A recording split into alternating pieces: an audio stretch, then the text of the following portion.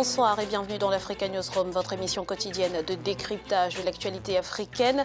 En cette semaine spéciale Burkina Faso, notre dossier du jour sera consacré au rôle de la société civile dans le processus démocratique post-insurrectionnel. Au sommaire également, au Burundi, Willy Nyamitwe, conseiller du président Pierre Nkurunziza, aurait échappé à une tentative d'assassinat ce lundi. Une enquête est en cours. Et puis au Mali, le procès très attendu d'Amadou Sanogo s'est ouvert ce mercredi. Il comparaît avec 17 autres prévenus dans l'affaire des bérets rouges. Ils sont avec nous sur ce plateau pour en parler. Monsieur Sibiri Célestin Nabaloum, bonsoir. Bonsoir madame. Alors vous êtes secrétaire général du MPP en France. Merci d'avoir accepté notre invitation. Merci. Avec nous également sur ce plateau monsieur Sayouba Traoré. Bonsoir. Bonsoir. Alors vous êtes journaliste et écrivain. Bienvenue sur ce plateau. Sans oublier notre éditorialiste Jean-Marie Bitomo. Bonsoir Jean-Marie. Bonsoir Graziella et bonsoir à tous nos téléspectateurs et téléspectatrices. Tout de suite, c'est l'info du jour.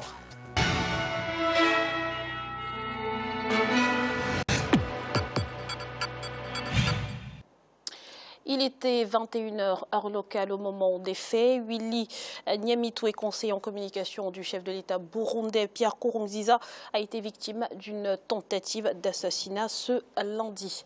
Le détail des faits avec Zahra Mohamed Moutio. Willy Nyamitwe, figure publique du pouvoir burundais, vient d'échapper à une tentative d'assassinat. Lundi 28 novembre dans la soirée, le conseiller en communication du président Pierre Nkurunziza aurait été la cible d'un attentat alors qu'il regagnait son domicile de Kajaga, un quartier à la périphérie ouest de Bujumbura. Selon des médias burundais, Willy Nyamitwe serait légèrement blessé au bras, contrairement à son garde du corps qui, lui, a perdu la vie. Je remercie ceux qui me souhaitent un prompt rétablissement, a indiqué dans la matinée du mardi 29 novembre Willy Nyamitwe sur son compte Twitter. Son frère, l'actuel ministre des Relations extérieures et de la coopération internationale, Alain Aimé Nyamitwe, affirmait quant à lui que cette action était une vaine tentative de perturber les institutions républicaines. Pour l'opposition, impossible de ne pas lier cette tentative d'assassinat, dont les auteurs n'ont pas encore été identifiés, à l'impasse politique qui prévaut depuis près de 2 ans au Burundi, depuis que le président Pierre Nkurunziza a annoncé en avril 2015 sa candidature à un 3e mandat controversé. Mandat qu'il a obtenu en juillet de la même année, au terme d'une élection boycottée par l'opposition. De toute façon, ces assassinats, on ne peut pas les attribuer à autre chose que la situation de crise que nous vivons. Tout en n'étant pas d'accord, ou tout en n'étant pas sûr de l'origine de l'attentat ou des auteurs, de toute façon, nous mettons cela dans le contexte de crise que nous vivons. La seule façon d'éviter toute forme d'attentat ou toute forme de criminalité, il faut que la solution à la crise soit trouvée. Et la seule voie, c'est le dialogue. Sinon, si on refuse tout, écoutez, ça sera toujours malheureusement ce genre de choses malheureuses auxquelles on va assister. Willy Nyamitwe, fervent défenseur du régime du président Pierre Nkurunziza, qu'il défend régulièrement dans les médias. Ces derniers jours, il s'est notamment attaqué à la Fédération internationale des droits de l'homme. L'organisation s'alarme depuis la mi-novembre d'un durcissement du régime. Monsieur Traoré, peut-être déjà revenir sur ce que représente Willy Nyamitwe au Burundi pour essayer de comprendre pourquoi il est aujourd'hui à la cible d'une attaque. C'est le porte-parole et le porte-parole, c'est celui qui retransmet le message, c'est quelqu'un qu'on identifie. Et c'est ça le problème. Et c'est aussi les risques du métier, parce que c'est quelqu'un qu'on identifie à un parti, à un mouvement, à une tendance. Jean-Marie, avec le temps, il est devenu un des leaders finalement au Burundi. En fait, c'est le communicateur, si vous voulez, du pouvoir en place. Quand nous savons l'instabilité qui règne dans le pays depuis pratiquement maintenant 15 mois, il est tout à fait regrettable, si vous voulez. Bon, moi, je me dis, la démocratie, c'est quoi? La démocratie, c'est un combat d'idées, c'est pas un combat d'homme à homme. Mais malheureusement, vous avez le président Nkurunziza qui a mis en place, si vous voulez, un système dans lequel c'est la fuite en avant depuis, c'est-à-dire bien avant son élection, dont nous nous retrouvons face à une instabilité aujourd'hui qui va toucher les uns et les autres, si vous voulez, de toutes parts.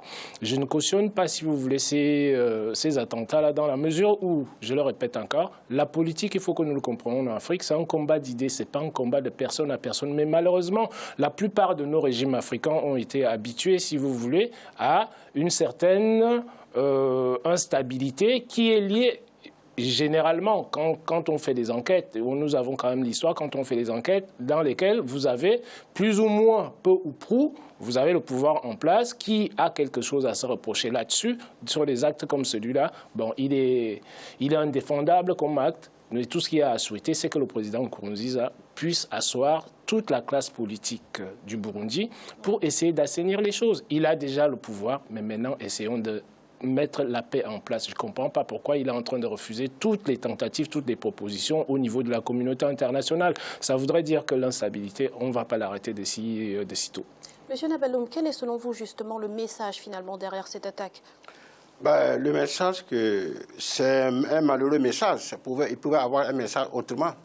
Mais malheureusement, c'est comme on dit toujours, quand on ne peut pas atteindre jusqu'au plus haut, on cherche à donner son message par l'intermédiaire de la troisième ou de la deuxième personnalité de l'État, afin qu'ils puissent dire que ouais, nous sommes là, nous ne sommes pas d'accord par rapport à ce que vous faites, mais de toute façon, la lutte continue. Cette attaque, finalement, c'est le signe que malgré l'accalmie qu'on a pu observer ces derniers temps, la situation sécuritaire reste très volatile au Burundi. Monsieur Traoré. Ah oui, parce que quand on regarde la sous-région et qu'on se projette un peu plus loin dans le temps derrière ce qui s'est passé, la sous-région elle-même est anxiogène, il y a la situation explosive, il y a un passif qui n'a pas été apuré depuis très longtemps. Et comme dit mon collègue, il faut qu'on asseye les gens pour discuter. En dehors du dialogue, c'est les armes qui vont parler. Et si le communicateur ne peut pas faire son boulot, si la presse ne peut pas donner la bonne information, l'information juste, ça devient le règne de la rumeur. Et quand il y a la rumeur, on sait ce que cela peut donner. Il y a tous les fantasmes possibles, il y a toutes les manipulations qui sont possibles de l'opinion.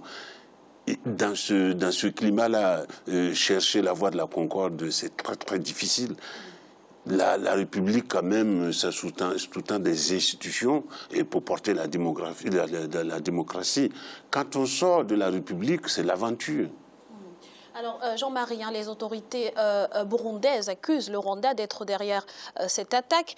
Cela fait des années que le Burundi accuse systématiquement le Rwanda. Est-ce que ces accusations sont finalement justifiées ? Je ne pourrais pas dire si les accusations sont justifiées. Vous savez, c'est un peu de la diplomatie. Quand on se retrouve dans un environnement instable, bon, on voit des ennemis un peu de partout. Donc, il est tout à fait, pour le président Nkurunziza, logique de pouvoir, comment dirais-je, accuser le Rwanda qui est le proche voisin. Bon, mais quand nous connaissons l'histoire qu'on connaît les deux pays, vous avez un qui est maintenant, si vous voulez, dans une stabilité politique et économique affirmée. La démocratie s'affirme à l'intérieur. Donc aujourd'hui, pour le président Nkurunziza, c'est-à-dire son principal adversaire ou ennemi, ça pourrait être qui? Ça pourrait être le Rwanda. Et chose qui se comprendrait quelque part dans la mesure où on sait que, bon, dans les deux pays, vous retrouvez exactement les mêmes communautés qui y vivent. Donc, il va tout simplement regarder en se disant, par rapport à ce qui se passe sur place, parce que, bon, on a craint, dans les diplomaties, on craint aujourd'hui qu'il n'y ait, comment dirais-je, l'histoire ne se répète, si vous voulez, au Burundi, par rapport à ce qui s'est passé au Rwanda. Merci Jean-Marie. Dans l'actualité également, c'est un procès crucial pour les parties civiles. Amadou Sanogo comparaît depuis ce mercredi devant le tribunal de Sikasso au sud de Bamako. L'ancien putschiste malien est accusé de complicité d'enlèvement et d'assassinat. On fait le point tout de suite dans ce reportage de notre correspondant Mokhtar Bari.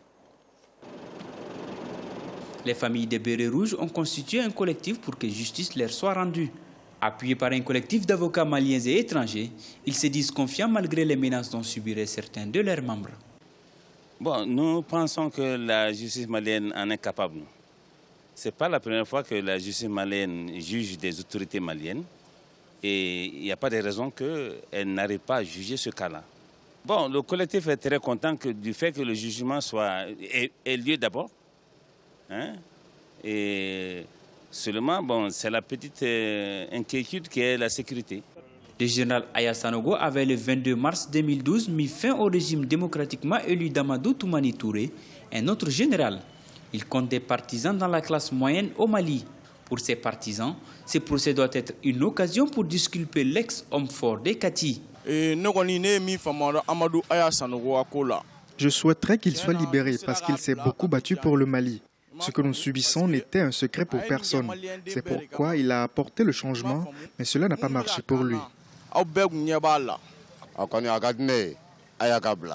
Je souhaiterais que tous les Maliens se rendent à Sikasso pour le soutenir. Pendant 23 ans, nous étions dans un gouffre et c'est lui qui nous a tiré d'affaire. Dans la nuit du 30 avril au 1er mai 2012, un affrontement avait opposé les éléments fidèles au capitaine d'alors aux éléments du régiment des parachutistes commando, les Bérets Rouges. Après de violents affrontements suivis de l'arrestation des Bérets Rouges, leur corps avait été découvert dans un charnier situé à Diago, près de Kati, où la junte avait établi ses quartiers. Monsieur Nabalouma, une salle de spectacle a été transformée pour l'occasion en tribunal. C'est le signe de l'engouement que le procès Sanogo suscite au Mali. Tout à fait. Ça ressemble à un tribunal populaire. On a l'impression. Ben, ça attire parce que la population malienne, le Mali et sa population entière étaient en fin de soif de cette justice et non pas l'interview qui disait tout à l'heure qu'il faut le libérer. Oui, on peut libérer, mais il faut d'abord qu'il y ait justice.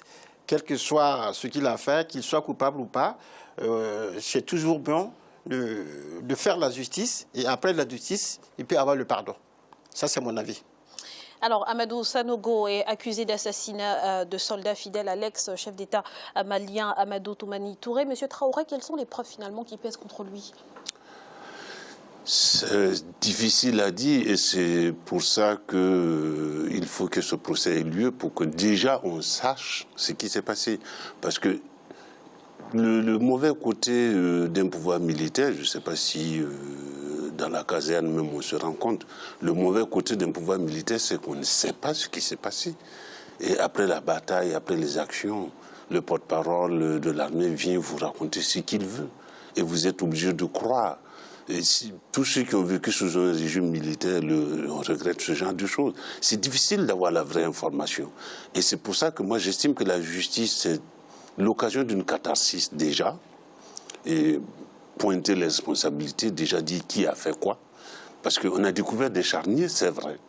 Mais rien ne nous dit qui a fait quoi. Qui a fait ces charniers, et c'est d'un côté ou d'un autre. C'est opaque une action militaire. Et c'est pour ça justement qu'il fallait ce procès.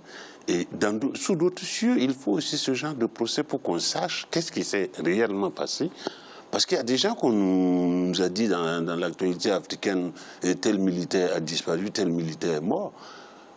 Par exemple, pour ce qui est du président militaire guinéen, on nous avait annoncé qu'il était mort, qu'il avait disparu, qu'il était ceci, et il est réapparu du côté du Maroc pour se soigner. C'est pour vous dire qu'il y a un déficit d'information. Déjà, les familles ne savent pas qu'est-ce qui s'est passé. Que sont devenus les membres de nos familles? Sont-ils réellement morts? Ou sont-ils en détention quelque part sans qu'on le sache? Ont-ils pris le maquis quelque part? C'est ça. Moi, j'appelle nos concitoyens qui servent sous les drapeaux à faire attention à ce déficit de communication. Parce que c'est vrai qu'il y a le secret militaire, mais à partir du moment où c'est ce genre d'action qui est posé, les gens ont besoin d'être situés, de savoir qu'est-ce qui s'est passé, qui a fait quoi. Alors, Jean-Marie, lors de l'audience de ce jour, un avocat de la défense a réaffirmé que Amadou Sanogo est un général. C'est quoi la stratégie finalement? C'est de démontrer qu'il ne peut pas être jugé par un tribunal civil, mais plutôt par un tribunal militaire? Je ne comprends pas quelle est la stratégie là-dessus. Dès l'instant, c'est-à-dire chez nous en Afrique, quand on parle des différents personnages de l'État, l'armée, si vous voulez, une des fonctions régaliennes de l'État, c'est quoi? C'est de défendre sa population. Et nous avons appris l'habitude dans nos États africains, c'est que l'armée est pratiquement un des organismes dans lesquels vous avez une impunité qui règne. Que ce soit en termes de coups d'État. Les coups d'État, nous les avons vécus des années 60 jusqu'aux années 70. Et aujourd'hui, Nous sommes au XXIe siècle, il va falloir que l'Afrique puisse avancer, qu'on puisse faire la lumière sur les choses. Dès l'instant qu'on a commis un crime, ça c'est un crime, vous avez quand même des Maliens qui ont été tués, qu'on puisse chercher la responsabilité là-dessus et qu'on veuille faire de la diversion, venir nous dire que nous avons affaire à un général, ce général n'a pas à être jugé, si vous voulez, par les tribunaux civils, il doit être jugé par, un tribunal militaire. De mon point de vue, je ne sais pas comment fonctionne, si vous voulez, la législation malienne de ce point de vue-là. Il y a une chose qui est claire. Dès l'instant que vous avez un individu qui est mis en cause et que vous avez des victimes qui sont des Maliens qui ont été tués, l'armée, en principe, que devrait faire l'armée, arrêter les individus, les mettre en prison et qu'on les juge par la suite, mais pas, si vous voulez, qu'on ait une sentence qui soit la peine de mort immédiatement. Merci Jean-Marie. Nous allons à présent marquer une courte pause. On se retrouve dans quelques instants pour la suite de l'Africa Newsroom. À tout de suite.